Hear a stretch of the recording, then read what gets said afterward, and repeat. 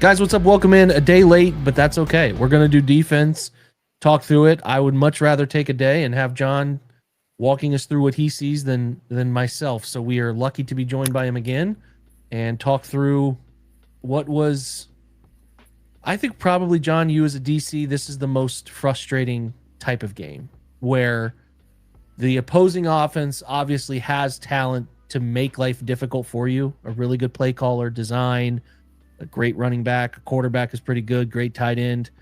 And your offense and special teams keeps making that life easier in your life hell. Would you agree with that? I would 100%. Although the defense did themselves no favors with their third down conversions. Just awful. This is true. Was it 12 of 15, 13 of 15, something like that? It was alarmingly high. I think it was at one point in the game where it mattered, not the last two drives where the game was baked and done. It was like 11 of 14. And I think it ended up at like 11 of 16 or something. But yeah, that was the only spot where I'm like, that's not going to win you games, even over the short fields and stuff. Right. Some long ones too, like 3rd and 8s, 9s, 10s, 11s, 12s. Yep. It wasn't a bunch of like 3rd and 3 where, that's a tough down to play, since it's almost like a par down where everything's open. You can run, you can pass, whatever. Right. Yeah. There's some, and I'm sure we'll hit on some of them. Let's do it. Yeah. Your first one's a play action boot here. First play of the game. Yeah. So I wanted to just briefly go over bootleg rules, right?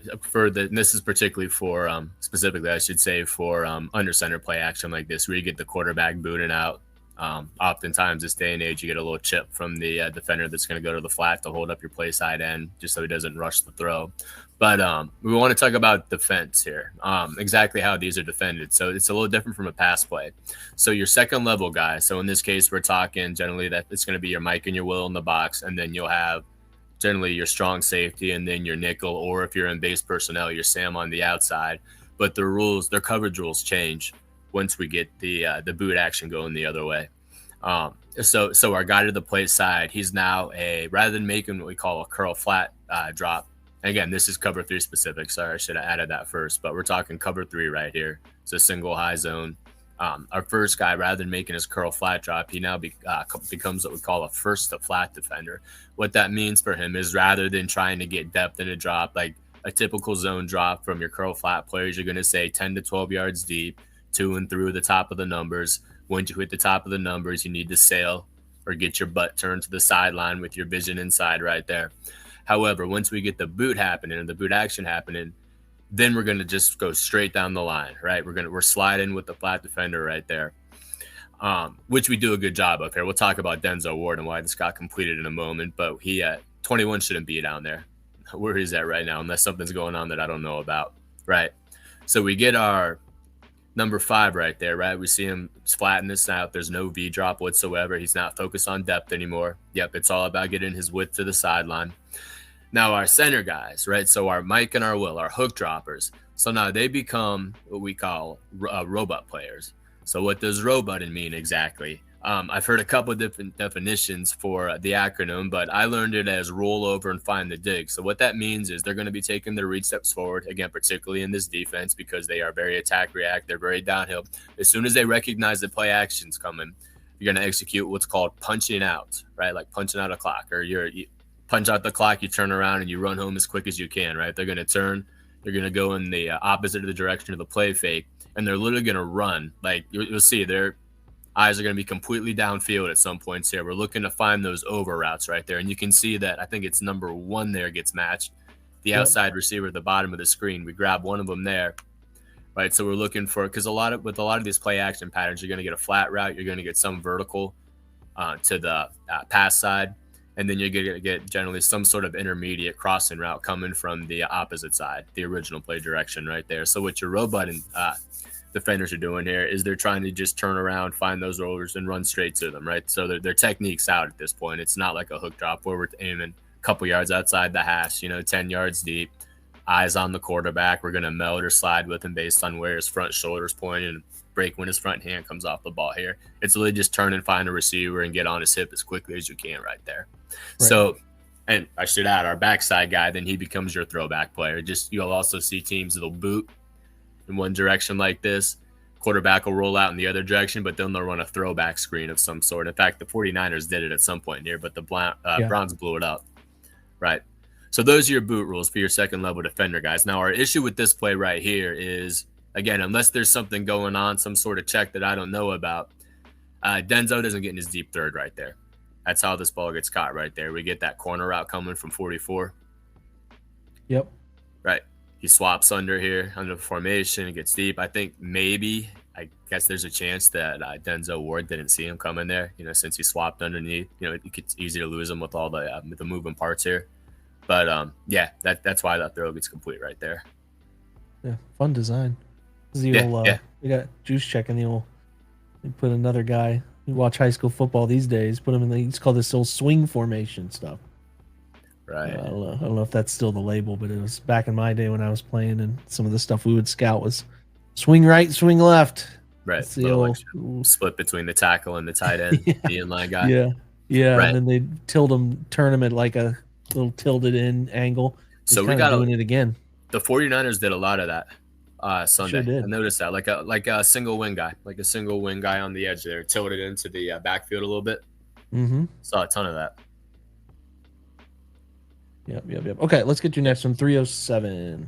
All right. One other note, too. The 49ers ran a ton of play-action boots on that first drive. I think I counted 4 or 5. In fact, they ran it again the second play of the game, and then a couple more plays. They ran it a couple times in a row, too. I don't know. They saw something. They really wanted to test some rules because they went back to it over and over and over. Yeah, they had Kittle if they would have got able to, if McGuire kind of didn't make Purdy uncomfortable. Right. Yep. Okay, 307. Let me jump there. See if I can get it right. Not bad. All right, here we go. This one right here down by the high red zone. Yeah. All right. This is the play that sets up the field goal right here. This is just a good old-fashioned busted coverage right here. I'm not sure what they were doing at the top of the screen. Right. We have a cover 0 blitz coming. Right. So we're bringing 6. So, again, no post safety. The post safety is covering one of the receivers or fullbacks or tight ends right here. At the top of the screen, corner takes the outside receiver, second guy inside. For whatever reason, he doesn't guard the back. Yeah, I always wonder. I like to play like body language expert and see if there's somebody at the end of the play pointing at somebody else. But right, no or sometimes the guy that busts it, like you see the head drop a little bit. Yeah. Kind of do the it was me thing. Yeah, no doubt. Yeah, they missed it. Was it Hickman that goes? So let me see here. Yeah. I feel like it is. It could be Hickman, but I could be wrong too. Here's another thing that you could see here too. So in the cover 7 world, the man match quarters world, when you get 3-by-1, where the X receiver or the guy on the single side, if he has a very tight split to the offensive line right there, they'll check into something called Connie. What that means is the cornerback and the safety to that side are going to read the releases of the tailback and the X receiver, and if the X receiver, or pardon me, if the tailback goes to the sideline quickly, they're going to pass it off. So the corner would take the tailback, and the safety would take the X coming. And you do that because, one, it's sort of like it could be a pick route situation, but 2, if you get the X receiver dragging on a shallow all the way back the other way, rather than having the corner chase it, you have the safety take it, because the safety is going to start 4, 5, 6 yards inside, depending on the look and so on. So it's just an easier way to pass the routes off. So I do wonder. This is a great point, because you watch Hickman. Initially, he'll make this quick point to the tight end, and I think maybe he thinks this bluff that McCaffrey gives on blocking the edge here makes him think McCaffrey's staying in initially. See him point right there? Yeah.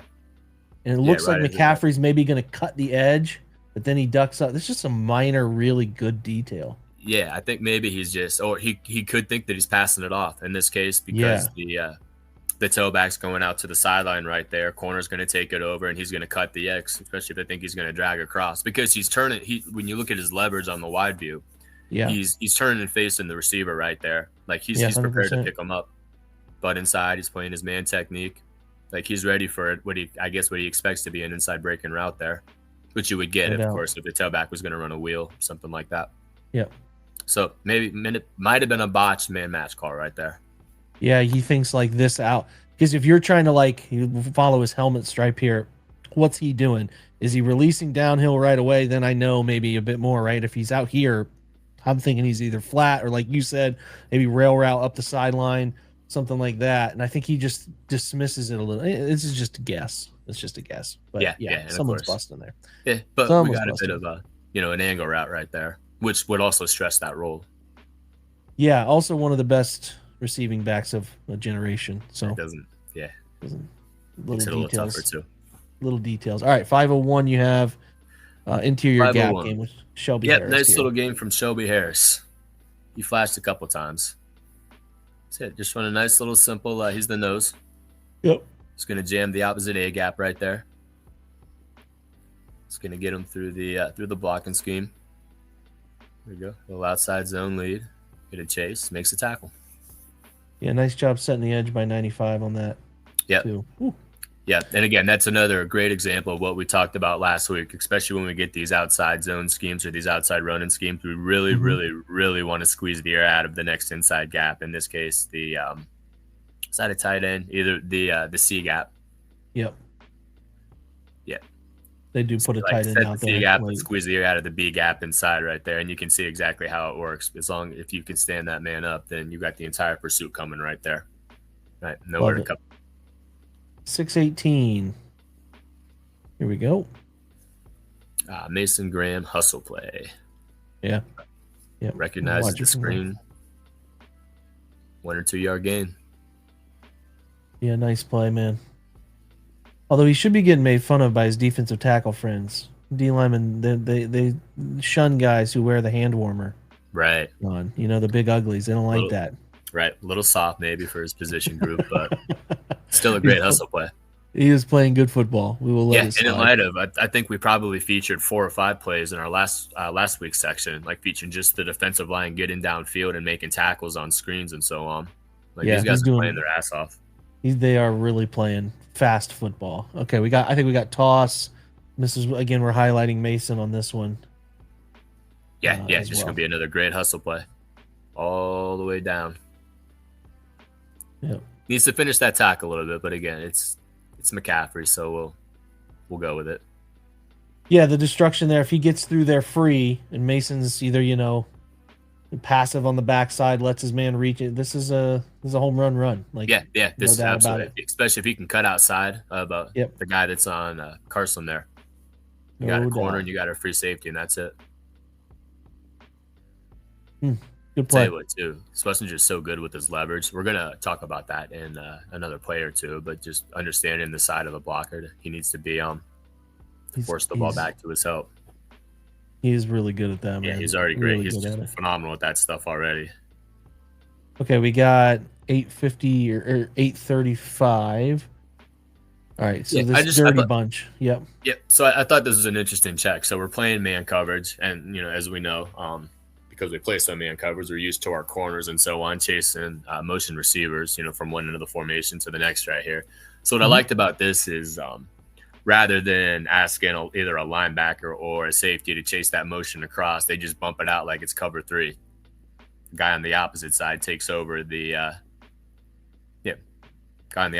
takes over the linebacker or takes over the tight end as he motions, rather than having Devin Bush chase him all the way across the formation here. Then the linebackers adjust by sliding down into the next open gap. Yeah, that's a good, because quarterbacks are obviously using that motion to get an indicator on man or zone. Right. So you're definitely thinking zone off of that look. So he's confused. They get him a little bit here. Yep. Fortunate that exactly it. Exactly. This is exactly how they would do it in cover 3. Yeah, that's beautiful.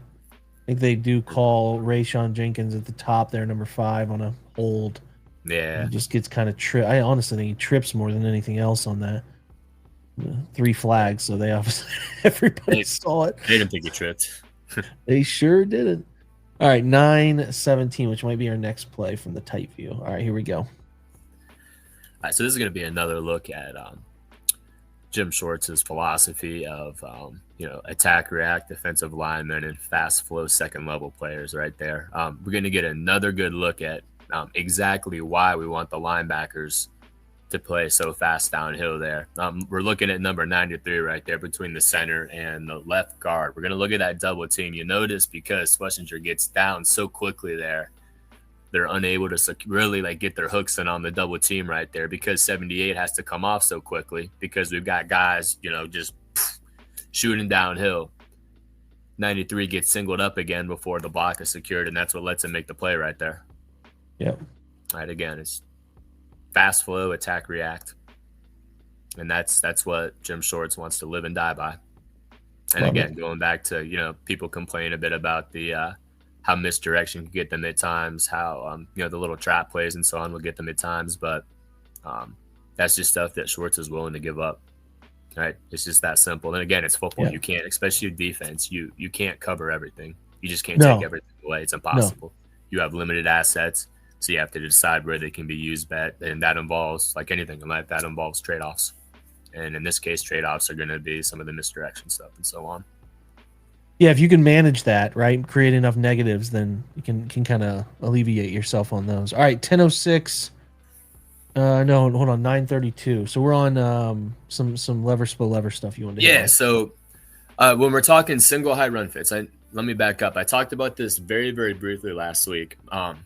But I mentioned, I guess I call it a mantra at this point, a coaching mantra, but the idea is that our coverage is going to determine our fit, right? Coverage determines the fit. What that means is whether we are in 2 high or 1 high or no high safeties, like cover 6 or cover 0, for example, depending on whether we're in one of those 3 areas right there, that's going to determine our philosophy towards starting the run. It's going to determine the specific tactics we use. It's going to determine all the way down to the individual techniques that the players use. So the Browns and Jim Schwartz are predominantly a single high team. So they use what are called lever, spill, lever fits. So what this describes, again, here's some inside baseball for you. What this describes is exactly how they are going to fit the run with their second level players. In this case, we have 2 second level players because we have a couple guys on the line of scrimmage here because we're in man coverage. So we're talking about the linebackers in this case. But the idea behind it is this. A lever guy, we have 2 lever guys, 1 on each side, right? So our lever guys are going to attack blocks with their inside part of my shoulder right there. So outside arm is free. Everything gets turned back inside, right? The middle player here, which is, I believe it's Schlesinger, although if we go back, our lever player to the play side is on the line right there. You can see him on the outside. Next one out right there. I think that's number 5 right there. Yeah, so that's going to be our lever player. Normally he's back, but in this case he's on the line because they're in man coverage. Our lever player is on the inside. So our lever player, then our lever players force the ball back inside, thick inside shoulder, outside arm free. Our spill player is going to do the opposite, right? He's going to attack with the opposite shoulder, right? With his outside shoulder. So when we get a block, in this case, we get 44 leading around right here. Our lever player should attack him with his inside shoulder to force